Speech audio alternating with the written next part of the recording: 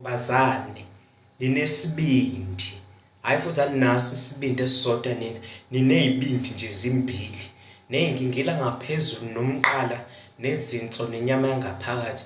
Isibindi esingaka nisithathaphi? Hawu, ngikumemile-ke ufike sihlale kamnandi sidle, mhlawumbe mekukhona okukhohlisa sehlise sesingena embhedeni usuyayishutheka awugezile.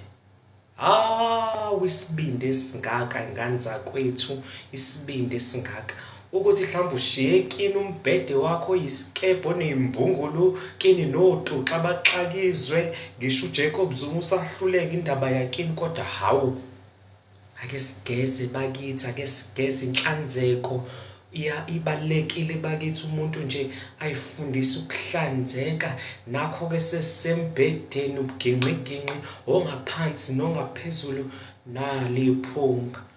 Nangu R.Kelly, I believe I can fly, ulegqumile nje kuyonuka-ke nkosi yami, umfana useqothukelwa uboya emakhaleni, iy'mpukane nazo seziyaquleka phela zilazi iphunga elinjena. Hawu, ngane zakwethu, ake sifundeni nje inhlanzeko. Ungajabuleli mfana ukuthi uqonyiwe kodwa intombi yakho ivele ishutheke nje embhedeni ingagezile. Awuqonyiwe wena, uxakekile nje, shiya utuxu, shiya nje utuxu lowo mshiye. Ngane zakwethu, angiqondile ukuba hlaza kunina, kodwa nje bengithi ake ngidlulise lo mlayezo obalulekile.